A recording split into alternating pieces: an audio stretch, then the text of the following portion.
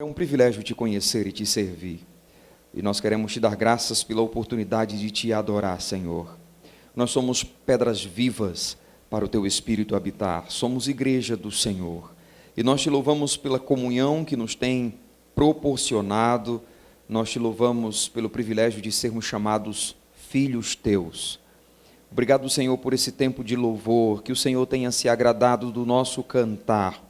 Sacrifício dos nossos lábios ao Senhor, que é digno de toda honra e de toda glória. Como cantamos, Senhor, não sabemos porque o Senhor nos amou. Tão somente o Senhor decidiu nos amar por causa do beneplácito do teu querer, da tua vontade. E nós te louvamos por isso, por tão grande amor que nos alcançou. Agora imploramos que o Senhor fale ao nosso coração pela sua palavra, aplicando ao mesmo esta porção das Escrituras que acabamos de fazer a leitura. Oramos assim em nome de Jesus. Amém. Meus irmãos, nós estamos de volta ao relato desse homem que corre e se ajoelha diante de Jesus, como temos considerado em nossas últimas mensagens. Este homem corre e se ajoelha diante de Jesus, questionando sobre o que ele poderia fazer para herdar ou para alcançar a vida eterna. Como nós consideramos na mensagem anterior, para aquele homem a vida era algo que poderia ser, ou a vida eterna era algo que poderia ser conquistada. Era algo que ele poderia obter a partir do seu desempenho comportamental. Era algo que ele queria ou poderia alcançar pelos seus próprios méritos. Daí ele chega diante de Jesus, porque carrega consigo em sua mente uma concepção errônea de que a religiosidade que ele desenvolvia era suficiente para justificá-lo diante de Deus, e então ele esperava, muito provavelmente, a confirmação de Jesus de que ele já fazia o que era suficiente para então ser um herdeiro da vida eterna. Na verdade, esse tem sido o engano de muitos. Pressupor que a vida eterna pode ser conquistada a parte de Deus por uma justiça particular, por méritos próprios. Entretanto, como nós vimos, o homem é incapaz. A vida não é conquistada, a vida eterna não é conquistada a partir de um padrão de procedimento que o homem desenvolva, de modo que ele possa galgar uma posição tal ao ponto de ser considerado justificado diante de Deus. Antes, a vida eterna é fruto da graça de Deus, isto é, do seu favor que é ministrado ao pecador, sendo este favor de caráter imerecido. O homem não merece, mas Deus derrama graça, fazendo dele alvo do seu favor, um favor de status imerecido. O exercício desse favor, que é de caráter imerecido, ele dá-se através do livramento que Deus provê para o homem, dando a ele perdão de pecados, o que é bem contrário ao que o homem realmente merece, que é a condenação eterna. Mas ao invés disso, Deus estende perdão de pecados, Deus dá ao homem uma nova vida e por fim dá a este a vida eterna, que é o privilégio de habitar com Ele em um estado de gozo permanente por toda a eternidade na presença do Senhor. Mas claro, é preciso considerar que essa graça teve um preço e foi um alto preço. É de graça para nós, mas não foi de graça para Deus. É um presente que recebemos que teve um preço estipulado para que eu e você pudéssemos desfrutar. O apóstolo Paulo, escrevendo aos Coríntios, ele diz: por preço fostes comprados. O apóstolo Pedro testemunha dizendo: sabemos que não foi mediante coisas corruptíveis como prata ou ouro que fostes resgatados do vosso fútil procedimento que vossos pais vos legaram, mas pelo precioso sangue como de um cordeiro sem mácula, o sangue de Cristo. Esse foi o preço estabelecido para que o pecador pudesse desfrutar deste favor imerecido. O livramento do pecador só é possível porque Jesus tomou o seu lugar, morrendo na cruz, pagando o preço dos nossos pecados. Assim, considere que a aplicação da graça de Deus dá-se por meio de uma identificação com Jesus Cristo. É quando o pecador compreende que a morte de Jesus o foi de caráter substitutivo. A morte de Cristo foi substitutiva penal. Ele substituiu-nos na cruz. Ele levou sobre si a nossa pena, para que hoje tivéssemos o privilégio de sermos chamados filhos de Deus, pudéssemos ter a salvação. Assim, quando nós olharmos para a cruz, é preciso uma identificação com a morte de Jesus. E você compreende o que isso significa? Em 2 Coríntios 5, versos 14 e 15, Paulo disse: ora, o amor de Cristo nos constrange, julgando nós isto: um morreu por todos, logo todos morreram, e ele morreu para que os que vivem não vivam mais para si mesmos, mas vivam para aquele que por eles morreu e ressuscitou. Então, diga-me, você que nos visita hoje, você já se identificou com a morte de Jesus? Já considerou a morte de Cristo como sendo a sua morte para este mundo? Já considerou a morte de Cristo como sendo a morte do seu eu, de modo que você hoje vive para Ele? Isso é identificar-se com Jesus. É na expressão que Paulo usa dizer: não vivo mais eu, mas Cristo vive em mim. Ele morreu por você para que você não viva mais para você mesmo, mas viva para Ele, que por você morreu e ressuscitou. Então, se você ainda não vive para Jesus, é porque você ainda não se identificou com a morte dele. Se você não se identificou com a morte dele, o resultado é que você não tem o privilégio de desfrutar da vida eterna. O que aquele homem precisava fazer? Aquele homem que corre e se ajoelha diante de Jesus. O que ele precisava fazer também você provavelmente precise. Aquele homem precisava se identificar-se com Jesus. E então viver para Jesus. Destronar do seu coração as suas concepções errôneas, advindas de uma tradição religiosa que seguia, advinda de uma moralidade, pelo fato de não ser considerado um miserável pecador. Ele pressupunha que era aprovado diante de Deus, mas ele precisava antes identificar-se com Jesus Cristo, e estabelecer Cristo como o Senhor de sua vida. Ele precisava seguir Jesus. Então, feitas essas considerações, eu quero convidá-los a retornar ao texto para nós considerarmos duas informações que já pontuamos na mensagem anterior, mas iremos olhar mais de perto e considerarmos algumas das suas implicações. E a primeira informação que eu quero absorver do texto e então traduzir está em Lucas 18, verso 18, que é o texto paralelo, onde Lucas registra essa mesma ocasião que Marcos narra e acabamos de fazer a leitura. Em Lucas 18, 18 diz: certo homem de posição perguntou-lhe: bom mestre, que farei para herdar a vida eterna? A primeira informação que vamos recolher desse texto, para considerarmos a mensagem de hoje, é que este homem que corre e se ajoelha aos pés de Jesus, era um homem de posição. A Revista e Corrigida traduziu esse texto por: perguntou-lhe certo príncipe. E essa palavra que é traduzida aqui por príncipe, ou na versão atualizada por homem de posição, ela designa alguém que ocupa a posição de governante, seja um comandante ou um chefe. A ideia é de alguém que exerce liderança. Então a tradução da atualizada foi bem feliz quando traduz um homem de posição ou alguém que exerce uma liderança reconhecida por aqueles que estão à sua volta. Então esse era um homem que exercia esta posição. Ele era um líder na sua comunidade.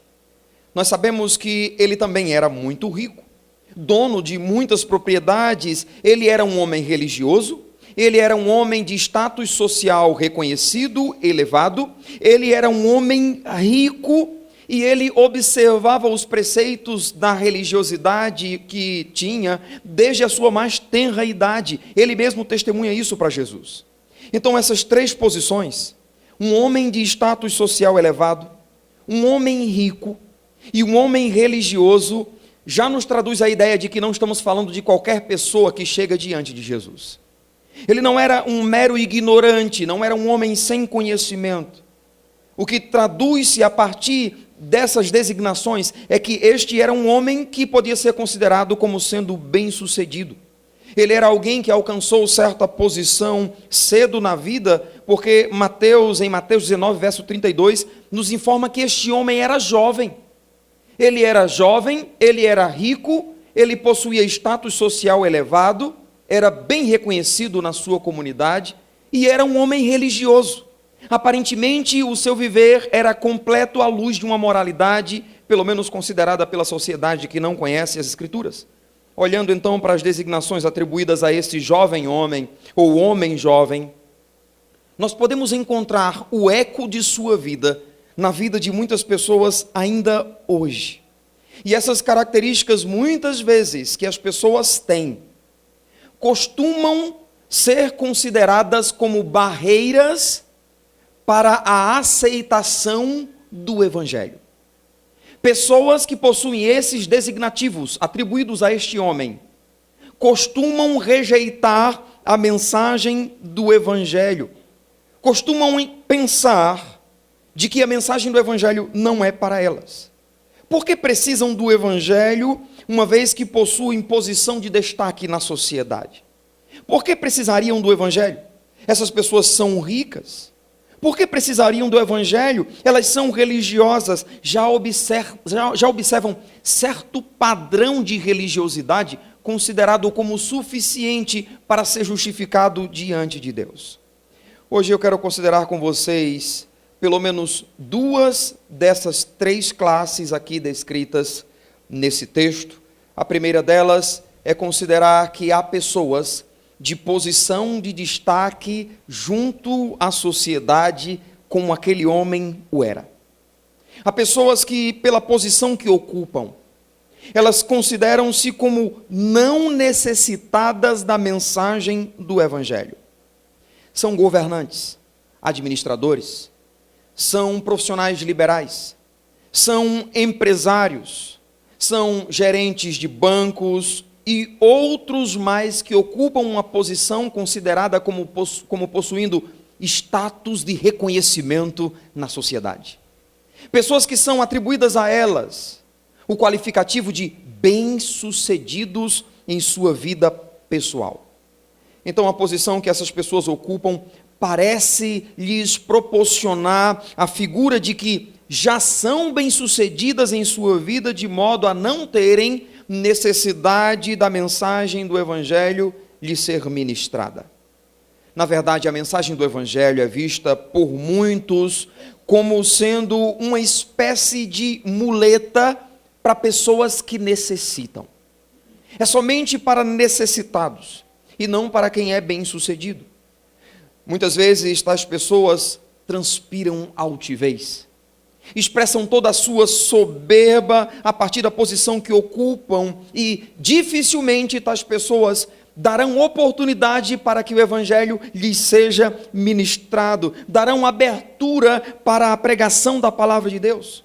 Alguns declaradamente rejeitam o Evangelho e consideram, na verdade, a nossa pregação como se fora conversa para boi dormir. Eles entendem que você está aqui hoje é fruto de uma lavagem cerebral, que eu ou outro pastor conseguiu enganar e convencer você, e você se deixou envolver pelo discurso de alguém que só está interessado tão somente no que você pode oferecer em termos de recurso material.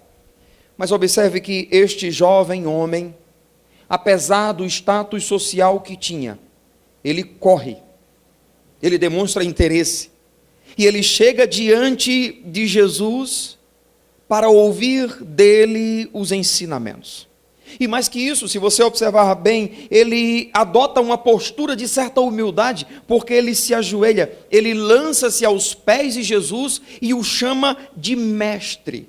Agora, deixe-me destacar algo que se deve levar em conta no que diz respeito àqueles que possuem certa posição de reconhecimento na sociedade. É que muitas vezes, irmãos, nós mesmos os consideramos como sendo inacessíveis para compartilharmos o Evangelho.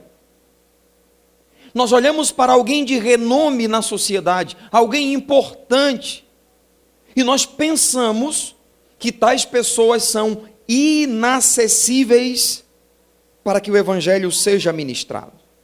Nós já os conceituamos assim, como pessoas que, se formos falar, vão rejeitar o evangelho por causa da condição e da posição que eles ocupam.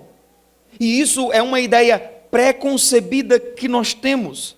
E eu diria que por causa disso, com certeza, nós perdemos oportunidades de ministrar o evangelho a pessoas que, apesar da posição que ocupam, são vazias de Deus. São pessoas cheias de questionamentos de cunho espiritual.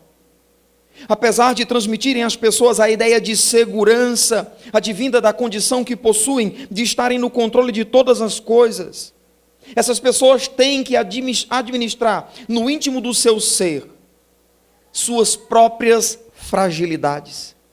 São pessoas que necessitam da graça de Deus.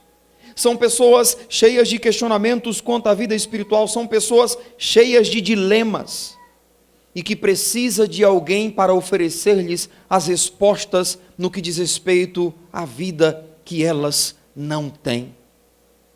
Muitas dessas pessoas revolvem em suas camas e não conseguem dormir.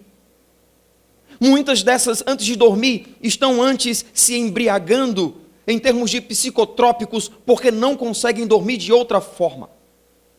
Muitos desses têm crises de consciência. Muitos desses estão questionando-se sobre qual é o sentido da vida. Muitos desses dariam grande soma da sua fama para conseguir paz de espírito, e não têm. Essas pessoas precisam de alguém que lhes dê as respostas que necessitam. Mas quem seriam essas pessoas, senão nós? Nós que conhecemos a verdade. Nós que fomos alcançados com o propósito de alcançar. Quem comunicaria a esses o sentido da vida? Meus diletos, nós precisamos que o Espírito Santo nos encha de ousadia para ministrar o Evangelho, para compartilhar com esses a salvação que Deus proveu através de Jesus Cristo. Eles não são inacessíveis. Eu diria que alguns de nós nos surpreenderemos se nos dispusermos para alcançar esses que, pela condição que possuem e pelo status de tão reconhecimento que tem na sociedade, quando formos ministrar o Evangelho, muitos deles encherão os seus olhos, muitos desses serão convencidos pelo Espírito Santo, e muitos desses darão oportunidade de serem ministrados com a palavra do Senhor. Nós precisamos dizer-lhes que a posição que eles ocupam nesse mundo não lhes oferece qualquer benefício na eternidade. Que o reconhecimento da sociedade não implica em reconhecimento na eternidade. Que o louvor, a fama e o aplauso dos homens não implica em louvor e reconhecimento da parte de Deus. Nós precisamos ministrar-lhes acerca da urgência que eles têm de se renderem a Jesus, reconhecendo a sua posição de pecador, apesar do privilégio de ser reconhecido socialmente na nossa comunidade. Assim, em termos práticos, o prefeito da cidade precisa ouvir o Evangelho. Os vereadores precisam ouvir o Evangelho. Os advogados precisam ouvir o Evangelho. Os médicos precisam ouvir o Evangelho. Os dentistas precisam ouvir o Evangelho. Os empresários precisam ouvir o Evangelho. Os gringos precisam ouvir o Evangelho. Os turistas precisam ouvir o Evangelho, porque são todos carentes e necessitados de Cristo Jesus. E quem ministrará a esses? Nós. E muitas vezes não ministramos, porque os consideramos como sendo inacessíveis. Ó, você que tem tido a oportunidade de conversar com alguns desses ou dessas classes que acabei de citar. Pare de temer. Peça ousadia a Deus para compartilhar a mensagem do Evangelho. Confie na ação do Espírito Santo, que vai usar as palavras que você vai ministrar para que aquele pecador seja convencido acerca do pecado, da justiça e do juízo vindouro. Assim, eu tenho um desafio para você essa noite. É sair daqui, ou mesmo antes de sair, orar e se preparar para ministrar o Evangelho para alguém que ocupa uma posição de renome na sociedade. Porque esse não tem sido um propósito buscado por muitos cristãos. E por que não buscam? Porque aparentemente entendem que a mensagem do Evangelho será de cara rejeitada por aqueles que têm um renome na sociedade. E muitas vezes esses estão tão carentes e nós não estamos lhes ministrando o Evangelho da graça de Cristo. Novamente, eu tenho certeza que haverá pessoas entre nós surpresas quanto à reação que desenvolverá aqueles que forem ministrados pela mensagem do Evangelho. Agora, é claro que haverá aqueles que vão rejeitar, talvez alguns até serão arrogantes, mas não se preocupe se você for rejeitado, não estão rejeitando você, estão rejeitando a mensagem do Evangelho. Muitas vezes nós não ministramos o Evangelho, não é com medo de a pessoa rejeitar o Evangelho. Nós não ministramos o Evangelho porque nós não queremos ser ridicularizados. Nós tememos o que as pessoas vão nos dizer, como elas vão nos responder. Nós tememos se saberemos responder aos questionamentos levantados. Uma vez conversando com uma pessoa piedosa, temente a Deus, eu perguntei, você compartilha o Evangelho? E aquela pessoa disse, eu fico com medo de não saber responder aos questionamentos. Eu fico com medo de, o que eu vou dizer? Nós tememos a nossa imagem. Nós não queremos ser rejeitados, nós não queremos ser zombados. Nós tememos é a nossa imagem, mas Jesus disse em Lucas 10,16, quem vos der ouvidos, dá ouvidos a mim. Mas quem vos rejeitar, a mim me rejeita, e quem porém me rejeita, rejeita aquele que me enviou. A pregação do Evangelho não envolve a nossa aceitação, mas a aceitação da mensagem do Evangelho de Cristo. E quem rejeitar, não está rejeitando a nós, mas está rejeitando a Jesus e está rejeitando o próprio Deus que é o Criador. Em João 12, verso 48, Jesus disse, quem me rejeita e não recebe a minha palavra, tem quem o julgue, a própria palavra que tenho proferido o julgará no último dia. Nossa responsabilidade é, pois, ministrar a palavra aos corações. A resposta que aqueles que forem ministrados dará, não é conosco. Depende do Espírito Santo trabalhar naquele coração. E se aquele coração é endurecido, o seu lugar já é devido. Jesus disse que a condenação é esta, que a luz veio ao mundo, mas os homens amaram mais as trevas do que a luz. Quem rejeita Cristo já está condenado. Assim, considere. Há muitos que rejeitarão, mas antes de termos ou partirmos desse pressuposto que nos rejeitarão, primeiro ministremos, para saber se de fato nos rejeitarão.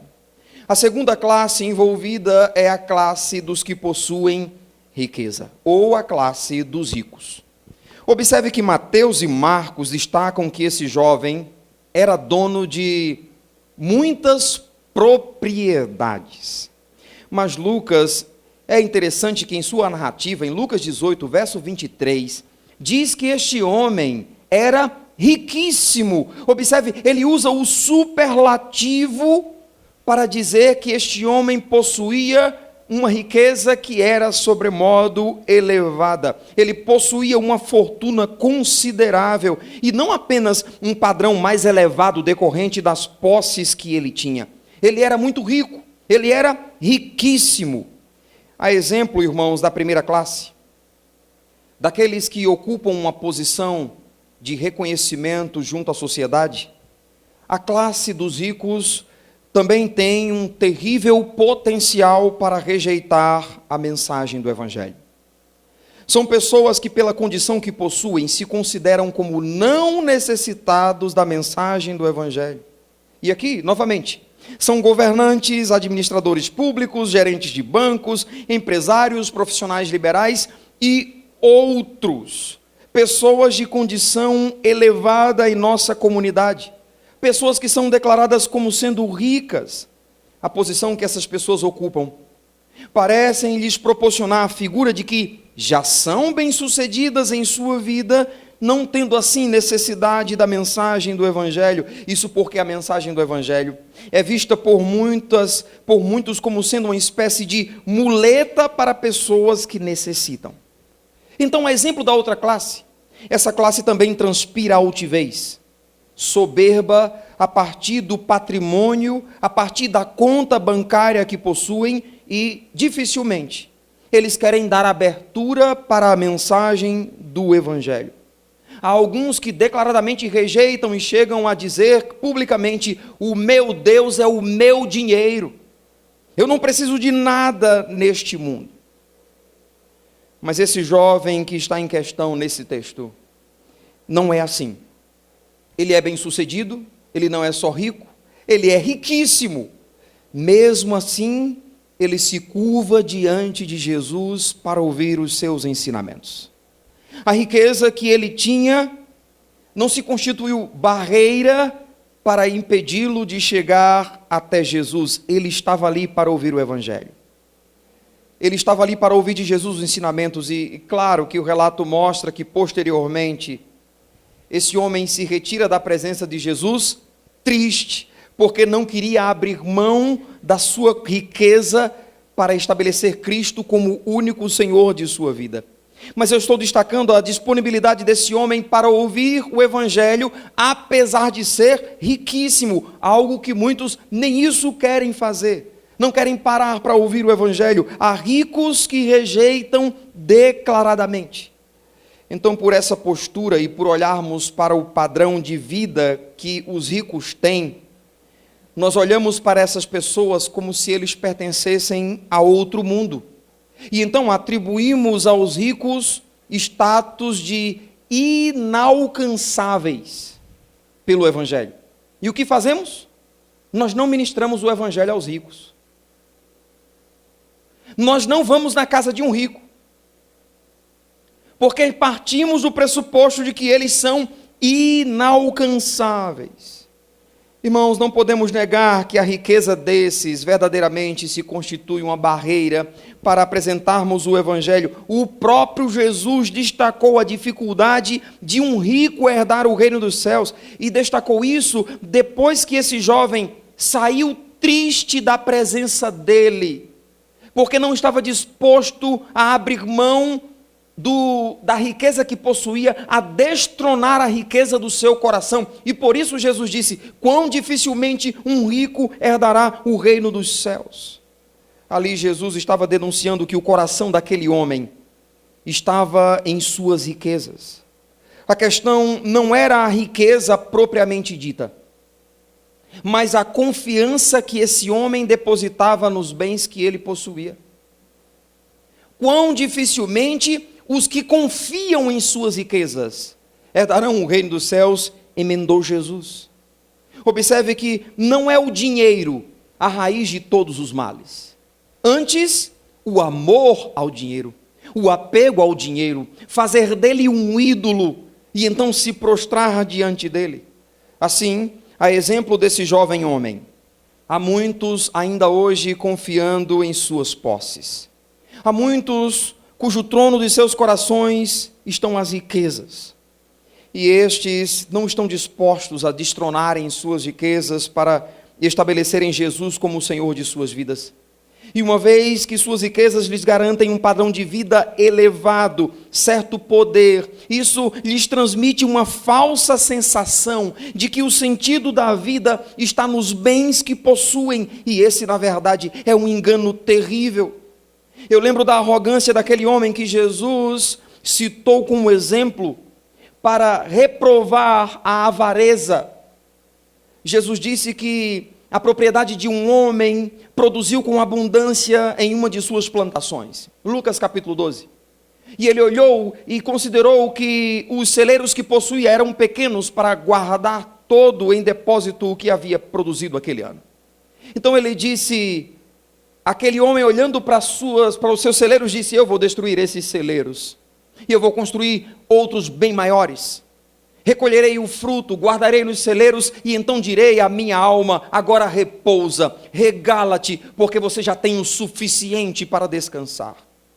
Jesus então diz que uma voz veio àquele homem dizendo: louco, essa noite pedirão a tua alma, e o que tens, para quem será? Para que te serve? Louco, esta noite pedirão a tua alma. E o que tens preparado, para quem será? E Jesus concluiu aquela narrativa da parábola dizendo: assim é o que entesoura para si mesmo, e não é rico para com Deus. Chegará o dia em que o rico haverá de se deparar com a morte. E quando esse dia chegar, a riqueza que ele possui não lhe proporcionará mais do que um lindo velório, um lindo caixão, talvez um belo túmulo ornamentado de mármore, mas para um corpo sem vida. O que tens, para quem será? A questão não é ser rico para mim, não é ser rico para as pessoas, mas é ser rico para com Deus. É entesourar na presença dEle investimentos de caráter eterno. É contribuir para a glória dEle. A riqueza desse mundo passa, ela se deteriora. A riqueza desse mundo, ela se desfaz, ela é roubada pelo ladrão, ela traz consigo ciladas, ela traz destruição. Bom é o sono do pobre, mas terror é o rico preocupado com os bens que ele possui. É o que Salomão declara em Provérbios. Há muitos cujas riquezas os conduzem para a morte, ou mesmo para a corrupção que culmina na morte. Por isso, como cristãos, irmãos, nós precisamos tomar cuidado para não sermos envolvidos em nosso coração por um desejo de riqueza que nos conduza à corrupção. A riqueza pode trazer consigo a nossa ruína. Nós precisamos considerar aquilo que Paulo declara em 1 Timóteo 6, versículos 6 e seguintes. Ele disse: olha, nada temos trazido para o mundo, como também nada podemos levar dele. Tendo sustento e com que nos vestir, estejamos contentes. Ora, os que querem ficar ricos caem em muitas ciladas e concupiscências perniciosas, as quais afogam o homem na ruína e na destruição. E muitos inflamados nessa cobiça estão até agora atormentados. Meus queridos, cuidemos do nosso coração. Será que você já se pegou sonhando com uma vida de riquezas? Então tenha cuidado para que este sonho não se torne um pesadelo quando as riquezas te afastarem de Deus, quando você esquecer de Deus. Agora deixe-me destacar que não é errado ser rico. O texto está apontando para o risco que corre aquele que deseja ser rico. O perigo que a riqueza se torne um Deus na vida deste. Não é que um rico não pode ser um cristão verdadeiro. A Bíblia não diz isso. Antes, por exemplo, ouça a instrução que Paulo dá acerca dos ricos. Paulo diz em 1 Timóteo, capítulo 6, versos 17 a 19, como eu citei. Agora dá uma olhada em caráter resumido. Paulo diz: exorta aos ricos do presente século que não depositem a sua confiança nos bens que possuem, mas em Deus que a todos dá e nenhum bem lhes impropera. Ele diz que o rico deve ser rico de boas obras. Olha o que ele diz: os ricos não devem ser orgulhosos, os ricos não devem depositar sua esperança na riqueza, porque a riqueza é instável, ela é inconstante, ela é vulnerável, tem-se hoje, amanhã pode não ter. A esperança do rico deve estar no Senhor, que tudo provê. Os ricos devem praticar o bem, os ricos devem também ser ricos de boas obras. Os ricos devem ser generosos em dar, os ricos devem ser prontos para repartir, os ricos devem acumular tesouros para si, mas não físico, antes um tesouro para a eternidade. Os ricos não têm a verdadeira vida aqui, mas aqueles que observarem tais instruções se apoderarão dela o quê? Da vida, na eternidade. Então não é pecado ser rico. Pecado é fazer da riqueza um Deus. As instruções são claras para aqueles que são ricos. Esses devem ser generosos e terem seu olhar na eternidade. Considere então as palavras de Salomão em Provérbios 30, versos 8 e 9. Ele disse: 2 coisas te peço, não mas negues, antes que eu morra. Afasta de mim a falsidade e a mentira, não me des nem a pobreza nem a riqueza, dá-me o pão que me for necessário, para não suceder que, estando eu farto, te negue e diga: quem é o Senhor? Ou que empobrecido venha a furtar e profane o nome de Deus. Sabe uma palavra para resumir isso aqui? Contentamento. Senhor, me dê o suficiente para eu viver e me sustentar para a sua glória. Muitos há que estão buscando posição, riquezas na vida, e essas coisas não são erradas em si, mas se tornam quando ocupam o lugar que deveria ser de Deus, como era o coração daquele jovem. É fácil então olhar para quem tem uma posição social elevada, bem como para aqueles que são ricos, e logo condená-los a um status de pecadores indignos. Entretanto, há muitos anônimos, pessoas que não são reconhecidos na sociedade. Há muitos pobres que, por vezes, são piores do que muitos ricos. Você já parou para considerar isso? Há pobres soberbos, altivos, que você vai compartilhar a mensagem do Evangelho e ele vai dizer: não quero ouvir. Se há ricos que presumem não necessitarem do Evangelho e nos consideram como oportunistas, como que querendo arrancar deles os bens que ele possui, há pobres que não têm quase nada e pensam que a gente vai pregar e vai tirar deles o pouco que eles têm. São também altivos. Há muitos que só estão interessados em suas próprias condições materiais. É como aquela multidão que vai seguindo Jesus, não porque Jesus era o Salvador, o Messias, mas porque estavam lembrando de que Jesus havia multiplicado os pães. E Jesus disse: vocês só vêm atrás de mim por causa dos pães que vocês me viram multiplicar. Pobres oportunistas. E há pessoas que às vezes se achegam à igreja que é para poder tirar benefício, vantagem dela, para contar com o amor, para contar com a simpatia, para contar com a sensibilidade de pessoas que estão dispostas a abençoar, a ajudar. Tem pessoas assim. Eu lembro de um homem que muitas vezes ele ia ao meu gabinete para pedir ajuda. Pastor, eu estou passando uma necessidade. Então a gente sempre provia para ele cesta básica, ajudávamos a pagar a água, a pagar a luz, pastor, direto. Até que um dia eu disse: meu filho, você sempre vem aqui durante o dia. Nós temos culto toda quarta e todo domingo à noite, eu nunca vejo você. Venha ouvir a palavra do Senhor. E ele nunca ia. Aí um dia, num domingo à noite, quando eu estava lá pregando, eu olhei, lá estava ele sentado. Eu: mas que maravilha!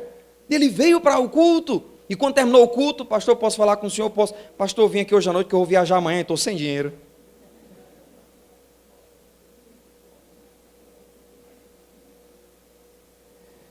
Há pobres soberbos, pobres que rejeitam o Evangelho, que presumem que não precisam dessa mensagem.